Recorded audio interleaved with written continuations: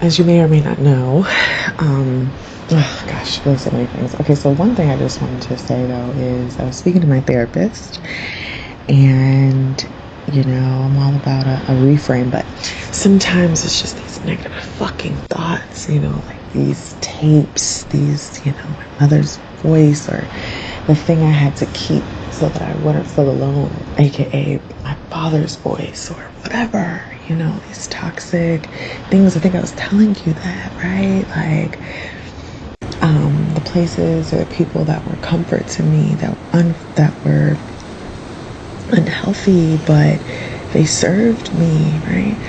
And it's their words. It's how I keep.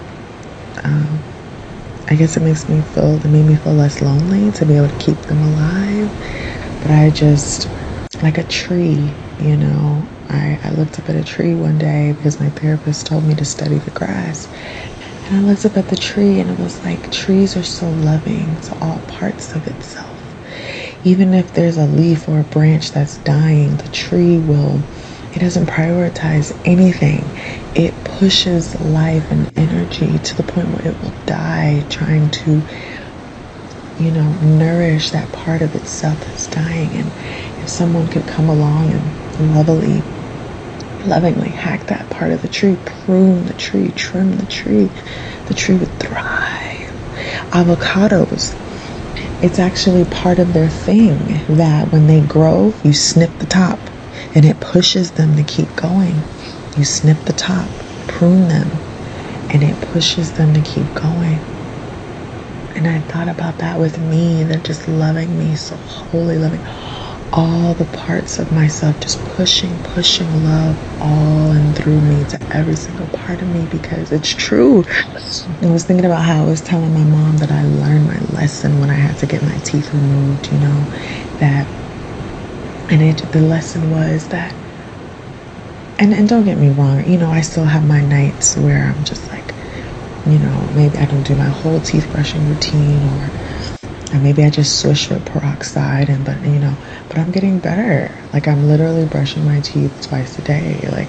But anyway, just to say, the lesson itself was that this body is one thing, is to keep me alive, and it does it 24/7. It's all my body thinks about. And I want to honor that, I want to push in that direction of love. I want to honor that wavelength.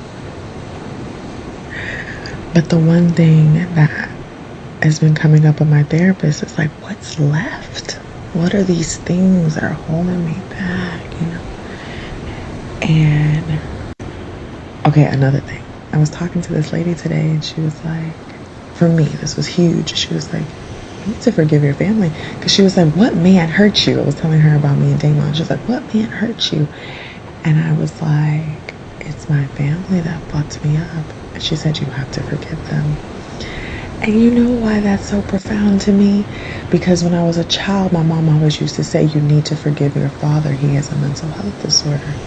And in the last 5 years, it occurred to me, I need to forgive my mother because she has a mental health disorder, diagnosed, undiagnosed.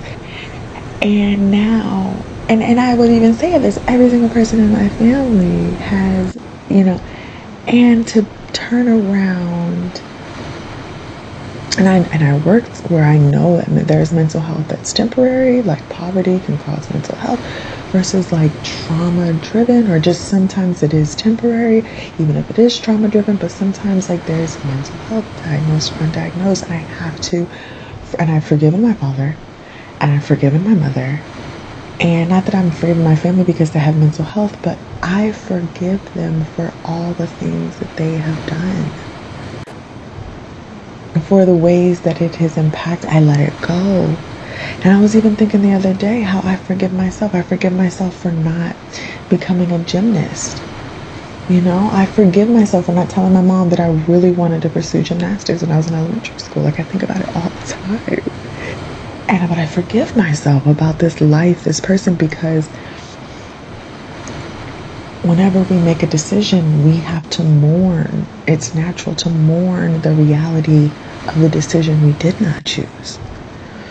But anyway, the thing that I wanted to share was So these things come up, these negative thoughts, whatever, you know, maybe I realize I have a belief that's not true. And my therapist said you need 3 things to counteract it.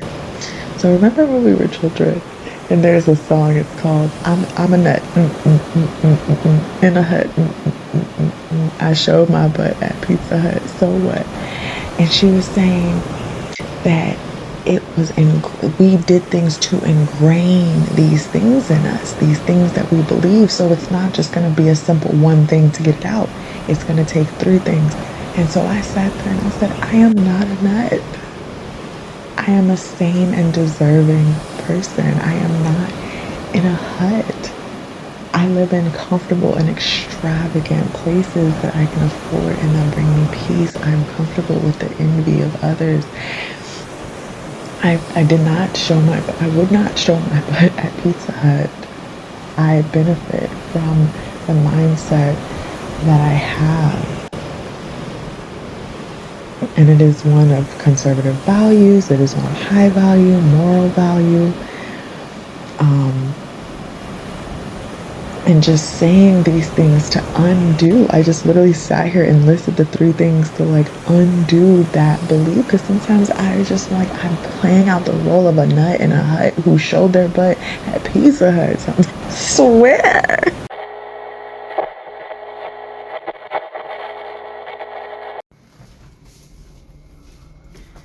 There's a cat in the elevator. There's a cat. I think you got that.